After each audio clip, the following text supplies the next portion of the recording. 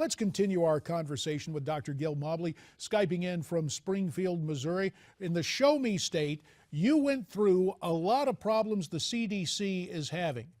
And yet, in the final analysis, you said more money needs to go to the World Health Organization. Help me understand this, because a lot of people are skeptical of a lot of international endeavors, Dr. Mobley. Especially anything by the WHO, and I can certainly understand some skepticism, JD, but who in the else is going to be, who in the world, who else is going to be fighting this thing? We need to contain this disease. Countries aren't stepping up to the plate. The United States, maybe France, maybe Great Britain, not Australia. Who else is doing it? The institutions of faith, the Assemblies of God, Southern Baptists have pulled every single missionary from those three countries, and if it shows up something else, they're going to go. Who else is going to fight it? If you got an answer, let me know. But they are wholly unfunded. Like I said, we have people doing contact tracing without thermometers right now. We're not going to stop this thing without funding it more intensely. And we have to have accountability, you know. Let me ask you this then. These countries. 30 seconds, the here and now, 30 seconds remain. Silence from the American media over the last 2 months about Ebola. Why, in your opinion?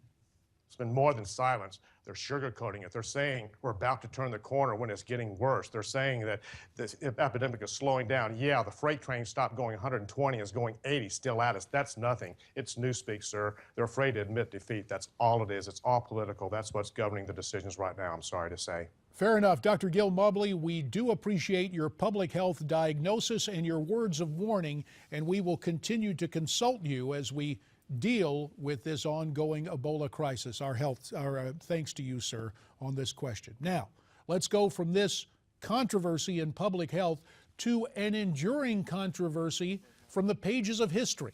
The atomic bomb dropped on Hiroshima.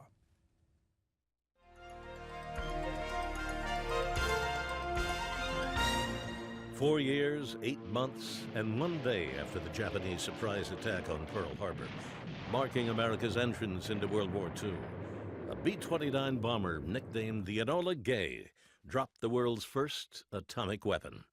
The date was August 6, 1945. In a split second, the world had entered the nuclear age. Captain Paul Tibbets Jr., in command of the Enola Gay, gave a first-hand account of the events for reporters back home. Well, as the bomb left the airplane, we took over manual control, made an extremely steep turn to try and put as much distance between ourselves and the explosion as possible. With the Japanese refusing to surrender, and Allied intelligence determining that a land invasion of their homeland could result in 1 million Allied casualties, while killing many more Japanese, President Truman ordered the first atomic bomb be dropped on Hiroshima. Dubbed Little Boy, the device exploded 1,900 feet above the awakening Japanese city of Hiroshima, instantly reducing 68,000 of the city's buildings to rubble and annihilating some 80,000 plus people. Despite the devastation, the Empire of Japan again refused to surrender. Consequently, 3 days later, on the 9th, a second atomic weapon was dropped on the city of Nagasaki, with the same devastating results. Still, the Japanese refused to surrender. So a third atomic bomb was being prepared to be dropped on Tokyo itself. On the 15th of August, 1945, the Emperor of Japan had announced the unconditional surrender of his nation. The greatest war known to man was finally over. For Newsmax TV, I'm Bill Curtis, and this is an American Moment.